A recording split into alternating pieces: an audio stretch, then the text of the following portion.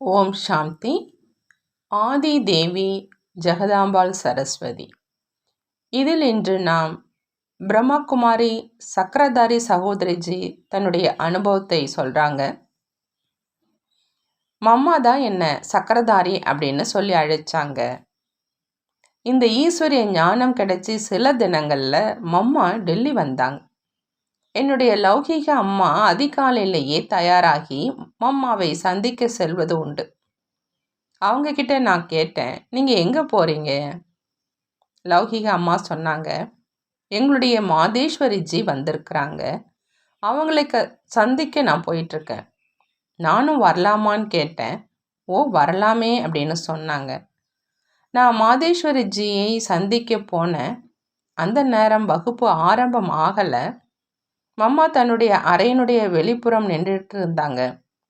சில நெருக்கமான சகோதரிகள் வரிசையாக மம்மாவை சந்திச்சிட்டு இருந்தாங்க. இங்குள்ள பழக்கம் இவ்வாறு போல அப்படின்னு நான் நினச்சிக்கிட்டேன். நானும் அந்த வரிசையில் நின்னேன். நான் மம்மாவிடம் எப்பொழுது சென்றேனோ மம்மா என்னுடைய 2 தோள்களையும் பிடிச்சிட்டு சொன்னாங்க, நல்லது, இவள் நமது சக்கரதாரி, நீதான் சக்கரதாரி என பாபா எனக்கு கடிதம் எழுதியிருந்தார். மம்மா என்னை சக்கரதாரி அப்படின்னு அழைச்சதுனால அந்த நாளில் இருந்து எல்லோருமே சக்கரதாரி அப்படின்னே அழைக்க ஆரம்பிச்சிட்டாங்க. இந்த விதமாக என்னுடைய பெயர் சக்கரதாரி அப்படின்னு ஆச்சு. ஒரு வாட்டி எனக்கு மும்பையில் பாபாவுடன் சேர்ந்து 1 மாதம் வரை இருப்பதற்கான சௌபாக்கியம் கிடைச்சது. அந்த சமயம் மம்மா டெல்லியில் இருந்தாங்க. மம்மா செய்தி அனுப்பியிருந்தாங்க, பாபாவை சந்திச்சுட்டு வந்த அனுபவத்தை மம்மாவுக்கு சொல்லணும் அப்படின்னு. மம்மா தனது அறையில் என்னை தனியாக அழைச்சி கேட்டாங்க, பாபாவினுடைய துணையின் அனுபவம் எப்படி இருந்தது, பாபா என்ன சொன்னாங்க. நான் என்னுடைய அனுபவத்தை சொன்னப்போ மம்மா அதை கேட்டு கொண்டிருந்த அந்த விதம் மிகவும் விசித்திரமாக இருந்தது. மம்மா முற்றிலுமாக பாபாவினுடைய அன்பிலே மூழ்கி பாபாவினுடைய விஷயத்தை கேட்டு கொண்டிருந்தாங்க. பாபாவினுடைய நினைவு மேலும் அன்புல மூழ்கியிருந்த அந்த காட்சி இன்றும் கண்களுக்கு எதிரில் வருது. மம்மாவுக்கு பாபாவின் மீது, பாபாவின் வார்த்தைகள் மீது எவ்வளவு அன்பு மரியாதை இருக்குது அப்படின்னு தோன்றுச்சு. மம்மா உணர்ச்சி வசப்பட்டு மெய் மறந்து கேட்டுக்கிட்டு இருந்தாங்க. மம்மா ஒரு பாபாவில் 2 ரூபத்தை பார்த்தாங்க. ஒன்று பரம்பிதாவினுடைய ரூபம், மற்றொன்று ஜெகத்பிதாவின் ரூபம். மம்மா பாபாவை பற்றி முழுமையாக அறிஞ்சிருந்தாங்க. பிரம்மா பாபாக்குள்ள யார் அமர்ந்திருப்பது, யார் இந்த மகா ஞானத்தை சொல்லிக்கிட்டு இருப்பது. மம்மா பாபாவை முழுமையாக பின்பற்றி வந்தாங்க. பாபாவும் கூட தினமும் அதிகாலை 2 மணிக்கு எழுந்திருப்பாங்க.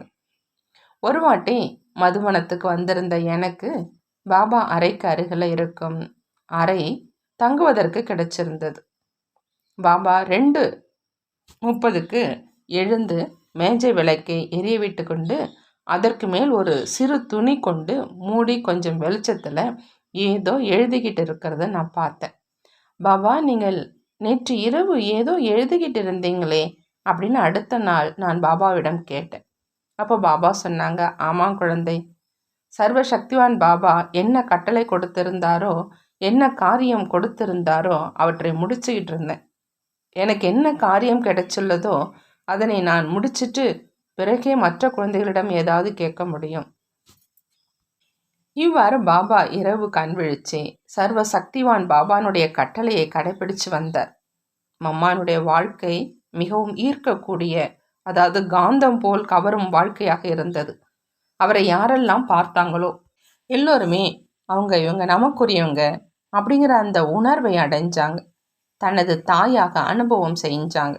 அதாவது தேவி மாதாவின் தரிசனத்தை அடைஞ்சாங்க. டெல்லி கமல் நகரில் ஒரு மாதா வந்துகிட்டு இருந்தாங்க. அவங்களுடைய கணவன் நன்றாகவே இருந்தார்.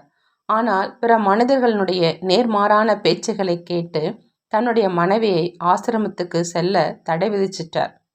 அந்த மாதா மறைந்து மறைந்து வந்துட்டு இருந்தாங்க. மம்மா அந்த சேவை நிலையத்திற்கு வர உள்ளார் என எப்பொழுது அந்த மாதாவுக்கு தெரிய வந்ததோ தனது கணவனுக்கும் சொன்னாங்க, பாருங்க, மாதேஸ்வரி வர இருக்கிறாங்க, அவங்க அம்பாள் தேவி, அவரை நீங்கள் ஒரு முறை சந்திங்க, அவருடைய தரிசனத்தை பெறுங்க. ஒருவேளை அவரை சந்தித்த பின்பு உங்களுக்கு அந்த ஆசிரமத்துக்கு செல்ல விருப்பமில்லை அப்படின்னா நான் அங்கே செல்வதை நிறுத்திக்கிறேன். இப்படி சொல்லி தனது கணவனை அழைச்சிட்டு வந்தாங்க. அம்மா அந்த இருவரையும் தனியாக சந்திச்சாங்க. 5 நிமிடம் இருவருக்கும் இனிமையான திஷ்டி கொடுத்தாங்க. மேலும் மதுரமான மகா வாக்கியத்தை சொன்னாங்க. மம்மாவினுடைய தரிசனத்தை அடைஞ்சு மேலும் மகா வாக்கியத்தை கேட்டு அந்த மனிதர் உணர்ச்சி வசப்பட்டு போயிருந்தார். அந்த மனிதரிடம் அவருடைய மனைவி சொன்னாங்க, பாருங்க, எங்கே நம்மளுடைய வீடு இருக்குதோ அங்கே ஒரு சேவா கேந்திரம் இருக்குது. அங்கு மம்மா வருவதற்கு அழைப்பு கொடுங்க. நமக்கு லாபம் ஏற்படும். மேலும் அங்கு இருக்கிறவங்களுக்கும் நன்மை ஏற்படும். அந்த மாதாஜியினுடைய கணவன் உடனடியாக மம்மாவிடம் சொன்னார், மம்மா, நீங்கள் எங்களுடைய அழைப்பை ஏற்றுக்கொள்ளுங்கள். அந்த சேவா கேந்திரத்தில் நாங்கள் உங்களுக்கு எல்லா ஏற்பாடுகளும் செய்கின்றோம். மம்மா மிக அன்போடு அவருடைய அழைப்பை ஸ்வீகாரம் செய்துக்கிட்டாங்க. 8 நாட்களுக்காக அங்கு மிகவும் அழகாக அனைத்து ஏற்பாடுகளையும் அவர் செஞ்சிருந்தார். 8 நாட்கள் வரை அந்த மனிதர் அனைவரிலும் முதன்மையாக வந்து மம்மாவுக்கு எதிரில் வகுப்பில் அமர்ந்தார். மேலும் மம்மாவை நான் அழைப்பு கொடுத்து வரவழைத்திருக்கிறோம். ஆகினால சேவா கேந்திரத்தில் எந்த பொருளினுடைய குறையும் இருக்கக்கூடாது அப்படிங்கிறது வரை அவர் யோசித்தார். அதற்கு பின்பு அவர் மிகவும் பக்குவமான பாபாவின் மாணவனானார். மேலும் அவர் தனது புதிய வீட்டை உருவாக்கிய பொழுது கீழ்ப்பக்கம் தனக்காகவும் மேல் பக்கம் வீட்டை சேவா கேந்திரத்துக்காக கொடுத்துட்டார். இந்த விதமாக மம்மாவினுடைய பாலனையை யாரெல்லாம் அடைஞ்சாங்களோ அவங்க எல்லோரும் பாபானுடைய வாரிசு குழந்தை ஆனாங்க. இப்படி தன்னுடைய அனுபவத்தை சொல்லி முடிக்கிறாங்க பிரம்மா குமாரி சக்கரதாரி சகோதரிஜி அவங்க. அடுத்ததாக பிரம்மா குமாரி தாதி கமல்மணிஜி எழுதுகிறாங்க. அவங்களுடைய அனுபவத்தில் வரதாயினியாகவும் இருந்தாங்க, திரிகால தரிசியாகவும் இருந்தாங்க, விஸ்வ கல்யாணியாகவும் இருந்தாங்க மம்மா. இந்த மங்களகரமான சங்கம யுகத்தில் முழு கல்பத்தினுடைய 84வது ஜென்மத்தில் குழந்தை பருவத்தின் 7வது வயதில், அதாவது 1937 அலௌகிக திவ்ய ஜென்மத்தை பெற்ற உடனேயே அலௌகிக தாய் தந்தையனுடைய பாலனை கிடைச்சது. சிறு குழந்தைகளான எங்களுக்காகவே சிவபாபா பிரம்மபாபா மூலமாக ஆன்மீக பள்ளியை திறந்தாங்க. அதனுடைய பெயர் ஓம் நிவாஸ் என வைக்கப்பட்டது. எங்களுடைய ஈஸ்வரிய குழந்தை பருவம் மிகவும் அலௌகிகமாகவும் மேலும் திவ்யமாகவும் இருந்தது. திவ்ய ஜென்மத்தை எடுத்த உடனேயே ஒரு வினாடியில் லௌகீக தாய் தந்தை உறவினர்களிடமிருந்து புத்தியினுடைய சம்பந்தம் அவ்வாறு துண்டிக்கப்பட்டுடுச்சு. அதாவது இவங்க நம்மளுடையவங்க கிடையாது, இந்த சரீரத்தின் ஜென்மம் அவங்க மூலமாக ஏற்பட்டுச்சு. இருந்தாலும் நம்மளுடைய ஆத்மாவின் கல்பத்துக்கு முந்தைய சமஸ்காரத்தின் அனுசாரமாக அலௌகிக தாய் தந்தை மேலும் ஈஸ்வரிய குடும்பத்தில் சகஜமாக ஆன்மீக சம்பந்தம் இணைஞ்சிடுச்சு. மம்மாவுடன் முதல் சந்திப்பானது நம்முடைய அன்பான மம்மாவுடன் ஓன் நிவாஸில் ஏற்பட்டுச்சு. அந்த சமயம் மம்மாவுடைய பெயர் மம்மாவாக இல்லை, ஓம் ராதை அப்படின்னு இருந்தது. சிறு குழந்தைகளான எங்களை பார்த்து மம்மா சொன்னாங்க, இப்போ குழந்தைகள், நீங்கள் உங்களுடைய வீட்டினுடைய கலர் ஆடைகளை அணிய வேண்டாம், வெள்ளை ஆடையை அணியணும். அந்த ஆடையில் ஓம் அப்படிங்கிற அந்த முத்திரை இருந்தது. மம்மா எங்களுக்கு ஓம் அப்படின்னு அந்த முத்திரையிடப்பட்ட ட்ரெஸ்ஸை அணிவிக்கிறார் அப்படிங்கிற மிகப்பெரிய மகிழ்ச்சி ஏற்பட்டுச்சு. அம்மா சொன்னாங்க, நாம் ஓம், அதாவது ஒரு ஆத்மாவாக இருக்கிறோம், இந்த நினைவில் இருக்கணும் என்பதற்காக ஓம் அப்படின்னு இந்த ஆடையில் உருவாக்கப்பட்டிருக்குதுன்னு சொன்னாங்க. யக்ய மாதாவுடன் யக்ய காரியங்களில் விசேஷ அனுபவம், அதை பற்றி சொல்கிறாங்க. மம்மா எங்களுக்கு பாபாவினுடைய முரளிலிருந்து பாயிண்ட்ஸ் எப்படி எடுப்பது அப்படிங்கிறத கற்பிச்சாங்க. ஆகையினால் எந்த ஒரு ஆத்மாவுக்கும் எளிமையாக புரிஞ்சிக்க முடியும். மம்மா அதிகமாக காப்பிகள் சிந்தி பாஷையில் எழுதுமாறு செஞ்சாங்க. பின்னால் அந்த காப்பியினால் நிறைய சேவை ஏற்பட்டுச்சு. இவ்விதமாக மேலும் பல யஜ்யத்தின் ஸ்தூல காரியங்களை கற்பித்தாங்க. அதாவது உணவு சமைப்பது, துணிகளை துவைப்பது, செருப்பு தைப்பது, துணிகளை தைப்பது போன்றவை அனைத்து ஸ்தூல காரியத்திலும் அனுபவியாக ஆக்கினாங்க. செய்ய வரலை அப்படிங்கிற போதும் கூட மம்மாவுக்கு எதிரில் ஆம், ஆஞ்சி அப்படிங்கிற அந்த பாடத்தை உறுதி செஞ்சேன். இதனால் ஒவ்வொரு காரியமும் எளிதாக ஆயிடுச்சு. பெரியதிலும் பெரிய காரியத்தையும் எளிதாக அனுபவம் செய்வித்தாங்க மம்மா. நான் குடுகாவ் சேவா நிலையத்தில் இருந்தேன். மம்மா எனக்கு சொன்னாங்க, குடுகாவ் சேவா நிலையத்துக்கு நான் 2 நாட்களுக்காக வரேன். இந்த விஷயத்தை கேட்டு எனக்கு குஷி ஏற்பட்டுச்சு.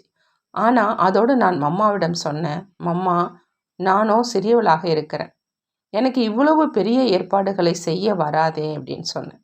உடனே மம்மா சொன்னாங்க, பார் கமல்மணி, நீ சிறியவள், ஆனால் சிறியவளாக இருந்து கொண்டு மம்மாவை அழைத்திருக்கின்றாய். இந்த விஷயத்தை கேட்டு அனைத்து சகோதரிகளும் உன்னை புகழ்வார்கள். ஆனால் நீ இந்த காரியத்தில் முடியாது என்று கூற வேண்டாம். பெரிய தீதி, அதாவது மன்மோகினிஜி உனக்கு உதவி செய்வாங்க. இவ்வாறு மம்மா மிகவும் தைரியத்தை ஏற்படுத்தினாங்க. மேலும் குடுகாவ் சேவா நிலையத்தில் 2 நாட்கள் மம்மா தங்கினாங்க. மிக பெரிய காரியமாக இருந்த போதும் கூட சகஜமாக ஆயிடுச்சு. 2 நாட்கள் வரை மம்மா நிறைய சேவை செஞ்சாங்க. அதிகாலை வகுப்பு நடத்துவது, பிறகு சகோதர சகோதரிகளுடன் தனிப்பட்ட விதத்தில் சந்திப்பது, இதெல்லாம் எனக்கு மிக நல்ல அனுபவம் ஏற்பட்டுச்சு. மம்மா எப்படி சேவை செய்கின்றாரோ நானும் அதே மாதிரி சேவை செய்யணும் அப்படிங்கிற அந்த ஆர்வம் அதிகரிச்சது. எந்த ஆத்மாவுக்கும் அதிருப்தியாக இருந்துடக்கூடாது, அதற்கான சகஜ முறையை மம்மா சொன்னாங்க. ஒரு சகோதரர், அதாவது ஜெயின் மத சகோதரர், அவங்களுடைய எந்த விஷயத்தையும் பிறர் ஏற்றுக்கொள்ளாவிட்டால் அவர் மிகவும் அதிருப்தியாக ஆயிடுவார் என மம்மாவுக்கு நான் சொன்னேன். உடனே மம்மா சொன்னாங்க, பார், யாராவது தண்ணீர் தாகத்துடன் இருந்தால் அவங்களுக்கு தண்ணீர் கொடுக்காமல் 36 விதமான போஜனம் கொடுத்தால் திருப்தி ஆவாரா?